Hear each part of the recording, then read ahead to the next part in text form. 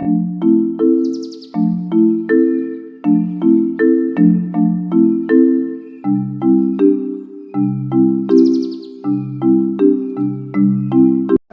आयुष मंत्र में आपका हार्दिक स्वागत है। कल के क्लास में हम लोगों ने धमनी के बारे में पढ़ा, ठीक, आर्टरी के बारे में पढ़ा, शिरा रह गई थी। तो आज वेन्स के बारे में पढ़ते हैं, जिसे हिंदी में शिरा कहते हैं। ठीक, शिरा का काम क्या होता है?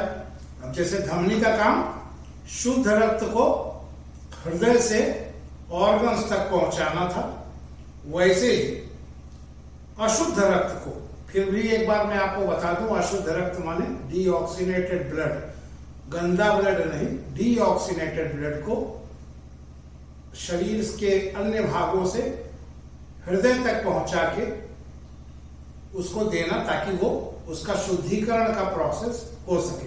ठीक ना? तो शिराओं का कार्य क्या है? शिराओं का कार्य है कि अशुद्ध रक्त को ले जाके वापस हृदय तक पहुंचाना। जो शरीर के रक्त को हृदय की तरफ ले जाती है उसे हम शिरा कहते हैं। A blood vessels that convey blood from the tissue back to the heart is called vein. Okay? ये नीले कलर की होती है, जैसे मैंने आपको बताया है। दोनों में कलर डिफरेंस मैंने आपको पिछले क्लासेस में बता दिया था, उम्मीद है आपको याद होगा। Blood vessels carrying deoxygenated blood to the heart expect pulmonary veins. ठीक ना? पल्मोनरी वेन्स ये अपवाद है। ठीक, जैसे आपने वहां पल्मोनरी आर्टरी पढ़ा था, वो अपवाद मैंने आपको बताया था, ऐसे ही यहाँ पल्मोनरी वेन का अपवाद है। पल्मोनरी वेन जो है वो समझ में आ गया। अब आगे बढ़ते हैं। उत्पत्ति स्थान देखिए, नाड़ी का उत्पत्ति मैंने आपको वहां पे भी बताया था कि उत्पत्ति स्थान, और यहां भी बता रहा हूं, थोड़ा ध्यान से समझिएगा। शिराओं का मूल स्थान नाभि है। शिराओं की उत्पत्ति कहां होती है? ठीक ना? तो आ जाते हैं, शिराओं का मूल स्थान नाभि है। शिराओं का मूल स्थान नाभि है। प्राणियों के शरीर में जितनी शिराएं उत्पन्न होती है, प्राणियों के शरीर में जितनी शिराएं उत्पन्न होती है, सभी का संबंध नाड़ी से है, और नाड़ी से वो चारों तरफ फैली हुई है। समझ में आया? ठीक ना? संख्या, शिराएं 700 प्रकार की होती है। शिराओं की संख्या 700 है, 700 है। ठीक, इनमें मूल शिराएं जो है वो 14 है, और 40 है, 40। मूल शिराएं जो होती है वो 40 होती है। अब आ जाते हैं इसके प्रकार पे। ठीक है, शाखा और शाखाओं का वर्णन। तो देखिए, शिराओं के 4 भाग विभक्त किए गए हैं, जैसे कि आप जानते हैं, वात, पित्त, कफ। ठीक, तो वातवह जो शिराएं होती हैं वो 10 होती है। पित्तवह शिराएं जो होती हैं वो भी 10 होती हैं, और कफवह जो शिराएं होती हैं वो भी 10 होती हैं, और रक्तवह जो शिराएं होती हैं वो भी 10 होती हैं। अच्छा, कुल मूल शिराएं जो होती हैं वो 40 होती है। तो 40 को मैंने आपको बाइफरेट करके बता दिया, वात, पित्त, कफ और रक्त के। ठीक ना? अब आगे आते हैं, पुनः उसके शाखाओं में विभक्त हो जाती है। वो पुनः जो है अलग शाखाओं में विभक्त होती है। वातवह में 175 होती हैं, अब जो पुनः होती है। पित्तवह में भी 175 होती हैं, कफवह में भी 175 होती हैं, और रक्तवह में भी 175 होती है।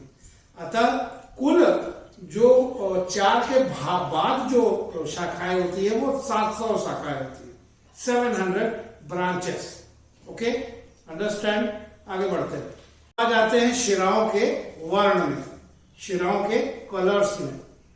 देखिए, वातवह शिराएं जो होती हैं वो अरुण वर्ण की होती है। अरुण वर्ण मतलब डार्किश। ठीक, अरुण मतलब डार्क, गहरी, डार्क चीजें, डार्क नीली जिसे आप कह सकते हो। डार्क, अरुण का मतलब डार्क होता है। वायु से भरी होती है। ठीक है, ये भी आपको मैंने पिछले में बता चुका था।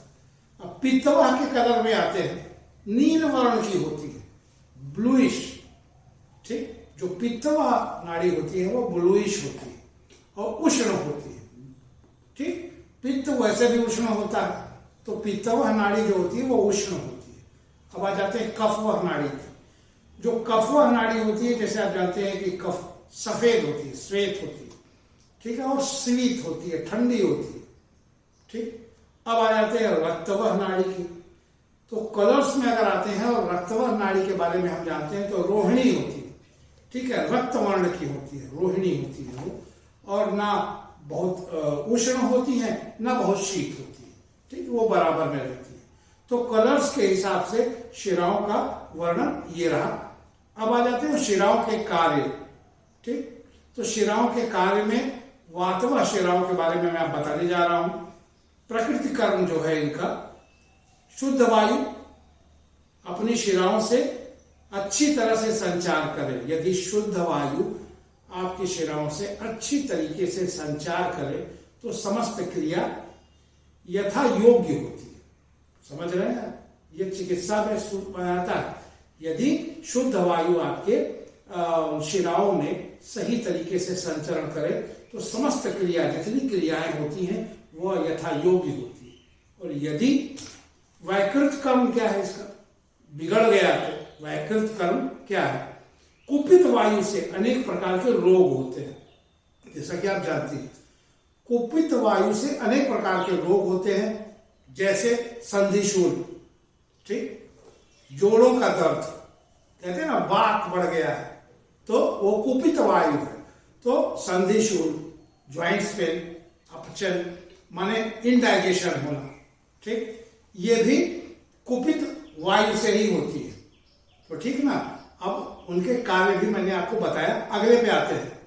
अगला है पित्तवह शिराएं। तो इसके प्रकृति कर्म को हम जानते हैं।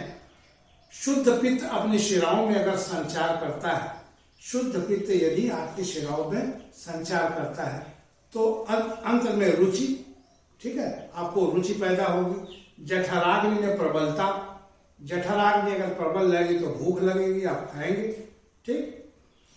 कांति, चेहरे पे आपके एक तेज नजर आएगा, एक कांति नजर आएगी। निरोगता, कोई रोग आपको नहीं होगा, आदि के गुण होते हैं।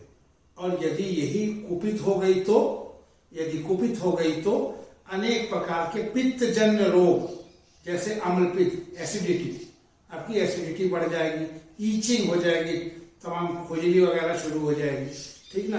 तो पित्त के प्रकृति कर्म और पित्त के कुपित होने को मैंने आपको बता दिया। आगे आते हैं कफ व शिराओं में। अब कफ व शिराओं के बारे में जब बात करेंगे तो शुद्ध कफ यदि आपके शिराओं में संचार कर रहा है तो अंगों में स्निग्धता होगी, संधियों में भी स्थिरता होगी, कोई दर्द या इस तरह की चीजें या आवाज या इस तरह की कोई चीजें नहीं होगी संधियों में। उत्साह आपका जो है बढ़ा रहेगा, दृढ़ता रहेगी, आप मजबूत रहेंगे, आप तमाम तरीके के गुणों से परिपूर्ण रहेंगे। अब आ जाते हैं कफ के वैकृत कर्म में। यदि कफ बिगड़ जाए तो क्या होगा, ठीक ना। अगर अच्छा हुआ तो मैंने बता दिया। यदि आपकी शिराओं में शुद्ध कफ का संचार होता है तो क्या होता है मैंने बता दिया। अगर वैकृत कर्म क्या है, उसका बिगड़ जाने पे कुपित कफ अनेक प्रकार की कफजन्य रोग जो है आपको देता है, जिसमें जैसे अरुचि, कोई चीज की इच्छा नहीं कर रही है, ठीक है, दिन भर आदमी सोया रह रहा है, बहुत ज्यादा नींद आ रही है, आलस्य है, इस तरह की सारी चीजें पैदा होती हैं कफ के बिगड़ जाने से, ठीक। वाटरी सब्सटेंस अगर बिगड़ता है तो इससे तमाम तरीके की, ये तो मैंने उदाहरण बताया है, तमाम तरीके की रोग आपको वो मरीज ग्रसित हो जाएगा, ठीक। आगे बढ़ो। अब आ जाते हैं रक्तवह शिराओं में। देखिए इसका प्रकृति कर्म जानते हैं। रक्त शुद्ध शिराओं में यदि संचार करे तो सप्त धातुओं की पूर्णता, सप्त धातुओं की पूर्णता, सुंदर रूप आदि के गुण होते हैं, ठीक ना। देखते हो कि कुछ लोग बहुत सुंदर होते हैं, बाद में कुरूप हो जाते हैं, तो कारण आपको समझ में आता है। वैकृत अगर इसका कर्म जो अगर बिगड़ गया तो, ठीक ना। रक्तवह शिराओं को अगर कुपित हो गई, कुपित बार बार बोलते हैं, कुपित माने बिगड़ जाना, अगर वो कुपित हो गया तो अनेक प्रकार के रक्तजन्य रोग पैदा कर देता है, जैसे गाउट, ठीक ना, रक्तपित्त, गाउट होता है, ठीक, रक्तचाप का बढ़ जाना, हाइपर टेंशन हो जाता है आदमी को, इस तरह की तमाम चीज़ें जो रक्तवाह अगर बढ़ती है तो ये प्रॉब्लम्स क्रिएट होती है। अभी हम 2-3 तो उदाहरण ही बता सकते हैं, वीडियो बहुत लंबी हो जाएगी। और बाकी जो है ये प्रॉब्लम्स आती है आपको। इसको आज की क्लास यही समाप्त होती है, अगली क्लास में फिर मुलाकात होगी।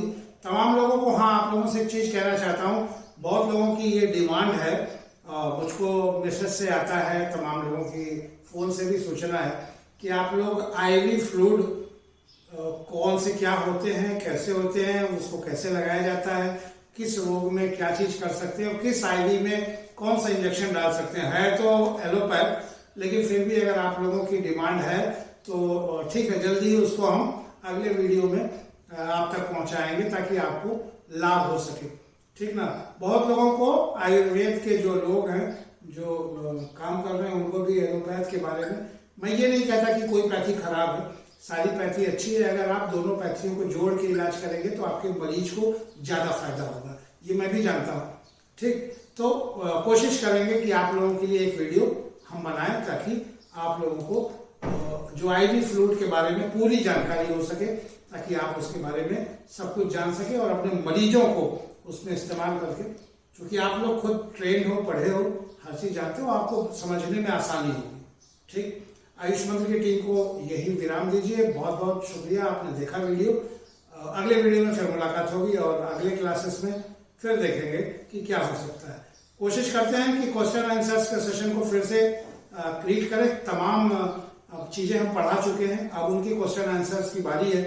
आगे के जो कुछ वीडियो हैं जो महत्वपूर्ण होने हैं, जिनको क्वेश्चन आंसर्स हम देंगे, हमने रोक के इसलिए रखा था क्योंकि कोर्सेस बहुत तेजी से हमको ले जाने थे, क्योंकि मैं भी परीक्षाएं आपकी जल्दी आ सकती हैं, तो मैं इसलिए थोड़ी तेजी से कोर्स कवर कर रहा था।